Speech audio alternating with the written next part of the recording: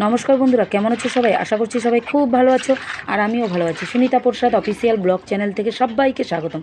তো চলে আসলাম তোমাদের সামনে আবার একটি নতুন রেসিপি নিয়ে। তো আজকের রেসিপি হচ্ছে আমি তোমাদেরকে কচু শাক বানিয়ে দেখাবো।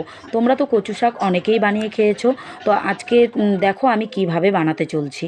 তো সবার প্রথমে দেখো গ্যাস জ্বালিয়ে কড়াই বসিয়ে দিয়েছি। আর এবার আমি কড়াইয়ের মধ্যে সরষের তেল দিয়ে দিচ্ছি। তো এবার আমার তেলটা একটু গরমের অপেক্ষা। দেখো তেলটা আমার গরম হয়ে গেছে। এবার যে বালতির মধ্যে কচুগুলো কেটে ধুয়ে আরও এক বালতি জলের মধ্যে রেখেছি, এবার ওই জল ছেঁকে থেকে আমি কচু পাতাগুলো সব দিয়ে দিচ্ছি। পাতা ডাঁটি মানে দুটোই আছে। অনেকে মনে করো আলাদা আলাদা করে বানিয়ে খায়, ডাঁটি আলাদা খায়, পাতা আলাদা খায়। আর জানো তো আজ আমি কচুর পাতা আর ডাঁটি দুটোই বানাচ্ছি।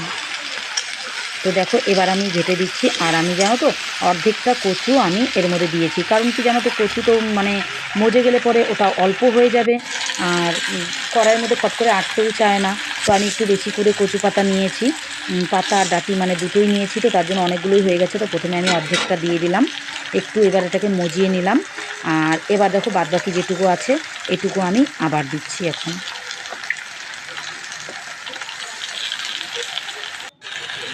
এবার দেখো 1 চামচ আমি লবণ দিয়ে দিচ্ছি। লবণ দিয়ে দিলে কচুটা তাড়াতাড়ি গলে যাবে, মনে করো সেদ্ধ হয়ে যাবে তাড়াতাড়ি। এবার একটু আমি এটাকে নেড়ে দেবো, মানে কি লবণটা একটু মিলে গেলে না তাড়াতাড়ি কচুটা গলে যাবে।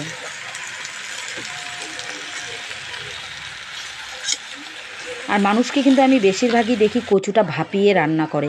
আমি কিন্তু ভাপিয়ে রান্না করছি না, আমি কিন্তু ডাইরেক্ট কচুটা বানাচ্ছি। এবার দেখো 1 চামচ হলুদ দিচ্ছি আমি। আর তোমরা যদি চাও তো হলুদ নাও দিতে পারো, কারণ কি হলুদ ছাড়া না আরও বেশি টেস্ট হয়। আর হলুদটা কেন দিই আমরা বলো তো? শুধু একটু কালার আসার জন্য, একটু কালারটা সুন্দর হবে তার জন্য।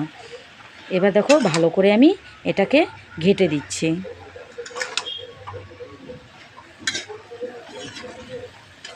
দেখতে পাচ্ছ লবণ দেওয়ার সাথে সাথে দেখো একদম কমে আসছে কচুটা। এবার জানো তো একটা থাল দিয়ে আমি ঢাকা দিয়ে দিচ্ছি। আর একটু ঢাকা দিয়ে দিলে কি হয় জানো তো, তাড়াতাড়ি গলে যায় কচুটা। এবার দেখো আমি একটা মিক্সচার মেশিন নিয়েছি। আর এর সাথে যে আমি লঙ্কা নিয়েছি, মিনিমাম এখানে 300 গ্রাম লঙ্কা আছে। জানো তো এভাবে কচু বানালে লঙ্কা প্রচুর লাগে।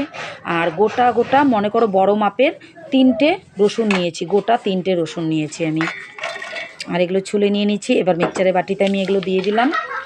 আর হচ্ছে লঙ্কাগুলো যে আমি রেখেছি সব লঙ্কাগুলো দিয়ে দিচ্ছি আমি এর মধ্যে। তোমরা চাইলে এগুলো লঙ্কা রসুন সব একসাথে থেতো করেও দিতে পারো, কিন্তু সব থেকে বেশি ভালো হয় মিক্সচারে বেটে দিলে। এবার দেখো কচুটা প্রায় আমার কিছুটা সেদ্ধ হয়ে গেছে। তো আমি থালটা উঠিয়ে নিলাম। এবার একটু আমি এটাকে কচুটাকে মানে করে একটু নেড়ে দিচ্ছি। কচুটাকে আমাদের খেয়াল রাখতে হবে যাতে কড়াইয়ের মধ্যে লেগে না যায়।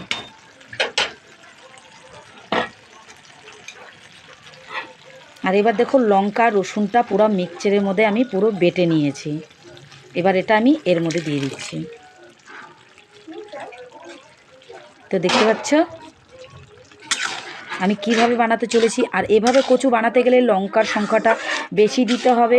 আর লঙ্কার সংখ্যাটা বেশি না দিলে পরে গলায় ধরবে।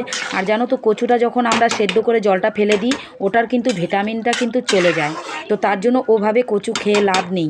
কচু খেতে হয় তো এভাবে রান্না করে খাও, তাহলেই কচুটা কাজে লাগবে। এই কচু শাকটা মনে করো আমরা যে খাবো তো আমাদের শরীরে কাজে লাগবে। এবার দেখো গ্যাসটা একটু কমিয়ে দিলাম, কারণ কি বেশি আঁচে দেওয়া যাবে না, আর বেশি আঁচ দিলে পরে লেগে যাবে। আবার মনে করো আমি থাল দিয়ে ঢাকা দিয়ে দিলাম কচুটাকে। এবার দেখো আবার আমি উঠিয়ে নিচ্ছি। কিছুক্ষণ রেখে মনে করো 5 মিনিটের মতন আমি রাখলাম, রেখে আবার আমি থালটা উঠিয়ে নিলাম। তো এবার দেখো আমি ঘেঁটে দিচ্ছি। দেখছো পুরো কিন্তু গলে গেছে কচুটা, দেখেছো? এবার এই কচুটাকে আমার শুকোনোর অপেক্ষা। এটাকে আমি পুরো ভাজতেই থাকবো এখন। আর একটু পরপর আমাকে এটাকে নাড়তে হবে, কারণ কি একটু পরপর না নাড়লে পরে কি হবে না, কচুটা কড়াইয়ের মধ্যে লেগে যাবে। আর কচুটাকে কড়াইয়ের মধ্যে লাগতে দেওয়া যাবে না, তার জন্য এটাকে পুরো নাড়তেই হবে। তো দেখতে পাচ্ছ বন্ধুরা, তো এভাবে করে করে কচু শাক তোমরা বানিয়ে খেয়ে দেখবে, খুবই টেস্ট লাগবে বন্ধুরা। এখনও কিন্তু অনেকটা কিন্তু শুকাবে কচুটা।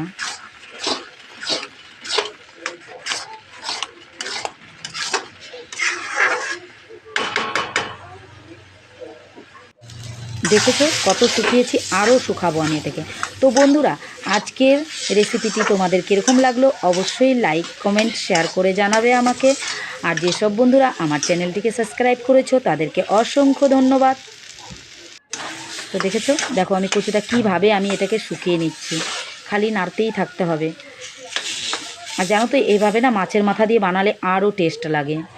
তো দেখো কচু শাকটা আমার হয়ে গেছে, আমি বন্ধ করে দিলাম।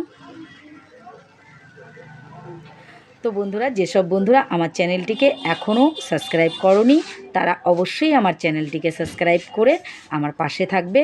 আবার ফিরে আসছি তোমাদের সামনে নতুন একটি রেসিপি নিয়ে। তো বাই বন্ধুরা, ভালো থাকো, সুস্থ থাকো।